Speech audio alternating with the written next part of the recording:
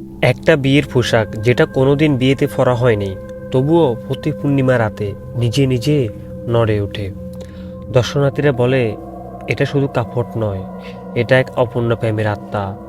আজ আমি আপনাদের শোনাবো অ্যানা বেকারের অভিশপ্ত বিয়ের পোশাকের গল্প, যেটা এখনো অপেক্ষা করছে তার বিয়ের দিনের জন্য। 1849 সালে আমেরিকার ছোট্ট শহর এলটোনা, পেনসিলভানিয়া, সেই শহরে সবচেয়ে ধনী পরিবারগুলোর একটি বেকার পরিবার, আর সেই পরিবারের মেয়ে অ্যানা বেকার। অ্যানা ছিল খুব শান্ত ও স্বপ্নবিলাসী। তার চোখে ছিল একটাই স্বপ্ন, ভালোবাসার মানুষকে বিয়ে করা। কিন্তু ভাগ্য তার জন্য অন্য গল্প লিখেছিল। একদিন অ্যানা প্রেমে পড়ে যায় এক দরিদ্র কারখানার শ্রমিকের। ছেলেটি ছিল সৎ, পরিশ্রমী, কিন্তু তার সবচেয়ে বড় অপরাধ সেই গরিব। এরা প্রথমবারের মতো অনুভব করেছিল সত্যিকারের ভালোবাসা। যখন এনার বাবা এলিস বেকার এই সম্পর্কের কথা জানতে পারেন, সব কিছু বদলে যায়। তিনি ছিলেন অত্যন্ত ক্ষমতাবান ও অহংকারী মানুষ। তিনি চিৎকার করে বললেন, এসব সম্পর্ক কখনো সম্ভব নয়। শুধু নিষেধ করে থামেননি, তিনি সেই ছেলেটিকে জোর করে শহর থেকে বিতাড়িত করেন। অ্যানা তার জীবনে সবচেয়ে বড় ভালোবাসাকে হারিয়ে ফেলেছে এক মুহূর্তের জন্য। সে ভেঙে পড়ে, কিন্তু বাবার বিরুদ্ধে দাঁড়ানোর সাহস তার ছিল না। এই ঘটনার আগে অ্যানা নিজের বিয়ের জন্য একটি অসাধারণ পোশাক পছন্দ করেছিল, সাদা, নরম ও রাজকীয় ডিজাইন। সে কল্পনা করত এই পোশাক পরে সে তার প্রিয় মানুষটির পাশে দাঁড়াবে। কিন্তু সে দিন আর কখনো আসেনি। পোশাকটি থেকে যায় একটি অসমাপ্ত গল্পের নিঃশব্দী সাক্ষী হয়ে। অ্যানা আর কখনো কাউকে ভালোবাসেনি, এমনকি বিয়ে করেনি। একটি ভাঙা হৃদয় নিয়ে সে সারা জীবন একাই কাটিয়ে দেয়। 1914 সালে অ্যানা বেকার মৃত্যুবরণ করে, কিন্তু তার চোখে তখনও ছিল অপেক্ষা, একটি বিয়ের, একটি অপূর্ণ ভালোবাসা। তার মৃত্যুর পর বেকার ম্যানশন ধীরে ধীরে পরিণত হয় একটি মেদেশিয়ানে, আর সেই বিয়ের পোশাকটি একটি কাচের বক্সে রেখে দেওয়া হয় অ্যানা বেকার শোবার ঘরে। সবকিছু যেন শেষ হয়ে গিয়েছিল, কিন্তু আসল গল্প তখনও শুরু হয়নি। মিউজিয়াম খোলার কিছুদিন পর থেকে অদ্ভুত ঘটনা ঘটতে শুরু করলো। দর্শনার্থীরা দাবি করে পোশাকটি নড়ে। প্রথমে সবাই ভেবেছিল হয়তো বাতাস, কিন্তু একটা সমস্যা ছিল, কাচের বক্সের ভিতরে কোনো বাতাস ঢোকার সুযোগ নেই।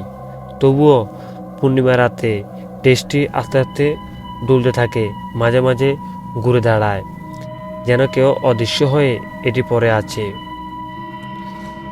অনেক দর্শনার্থী বলেছেন তারা নিজের চোখে দেখেছেন দেশটি আয়নার দিক থেকে ঘুরে দাঁড়াতে, যেন কেউ নিজের সাজ দেখছে। কিছু মানুষ এমনও দাবি করেন রাতে সেই ঘরে থেকে মৃদু পায়ের শব্দ শোনা যায়, কখনো মেয়েলি কান্নার আওয়াজ। মিউজিয়ামের কর্মীরা রাতে ওই ঘরে কাছাকাছি যেতে ভয় পায়। বিজ্ঞানীরা বলেন এটা হতে পারে মানুষের ভ্রমণ, আলো, ছায়া, মানসিক প্রভাব। কিন্তু যারা নিজের চোখে দেখেছেন তারা বিশ্বাস করে একটাই জিনিস, এটা কোনো সাধারণ পোশাক না, এটা এক অসম্পূর্ণ প্রেমের শক্তি।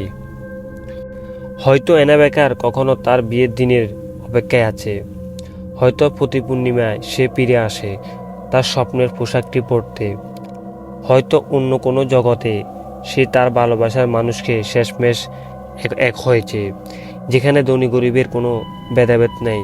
আর সেই কারণে এই পৃথিবীতে তার পোশাক এখনও নড়ে ওঠে একটি প্রশ্ন রেখে, অপূর্ণ ভালোবাসা কি কখনো সত্যি শেষ হয়? এর কিছুদিন পর, প্রথম স্বাভাবিক রাত, মিউজিয়াম খোলার কয়েকদিন পর, একজন নাইট গার্ড থমাস রাতে টল দিচ্ছিল। সবকিছু স্বাভাবিক ছিল। হঠাৎ সে লক্ষ্য করে অ্যানার ঘরের ভেতরে হালকা আলো জ্বলছে।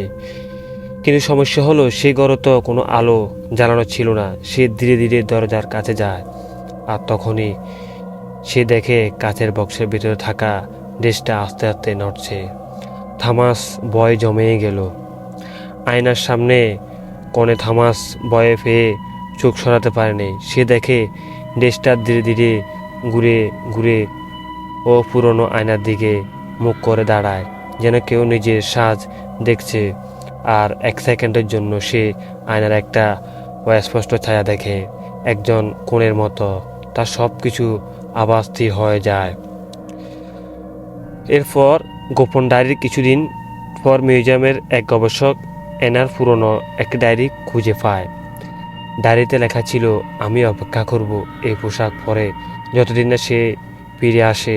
আর একটা লাইন, যদি এই জীবনে না হয় আমি অন্য জগতেও হলেও তাকে বিয়ে করব। এই লেখাগুলো পড়ার পর সবাই শিউরে ওঠে। পূর্ণিমা রাতের রহস্য মিউজিয়ামের কর্মীরা লক্ষ্য করে, শুধু পূর্ণিমা রাতে অদ্ভুত ঘটনাগুলো বেশি ঘটে। সে রাতে দেশটি শুধু নড়ে না, মাঝে মাঝে কাচের ভেতরে নিজে নিজেই ঘুরতে থাকে, যেন কেউ নাচছে। একটি অদৃশ্য বিয়ের অনুষ্ঠান চলছে। অদ্ভুত শব্দ এক রাতে একজন কর্মী শুনতে পায়, মৃদু পায়ের শব্দ, টক টক টক শব্দ, যেন কেউ হেঁটে বেড়াচ্ছে পুরনো কাঠের মেঝেতে। তারপর একটা মৃদু কান্নার শব্দ। একজন নারী, সে দৌড়ে বেরিয়ে আসে। আর কখনো সে শিফটে কাজ করেনি। একজন মহিলা ও দর্শনার্থী দাবি করেন, তিনি যখন দেশটির কাছে দাঁড়িয়েছিলেন হঠাৎ তিনি অনুভব করেন কেউ তার হাত ছুঁয়ে দিল, কিন্তু আশেপাশে কেউ ছিল না। তার শরীর ঠান্ডা হয়ে গেল আর সে সঙ্গে সঙ্গে মিউজিয়াম ছেড়ে চলে যায়। আবার এক রাতে সিসিটিভি ক্যামেরায় কিছু ধরা পড়ে।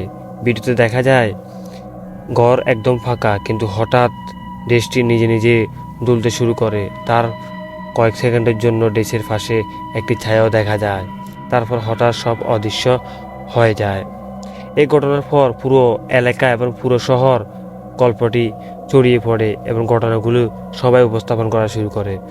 মানুষ দূর দূর থেকে আসে এই অভিশপ্ত পোশাক দেখতে। কেউ বিশ্বাস করে বা কেউ বিশ্বাস করে না। এটাই প্রেমের শক্তি। কেউ বলে এটা এক অসমাপ্ত আত্মা।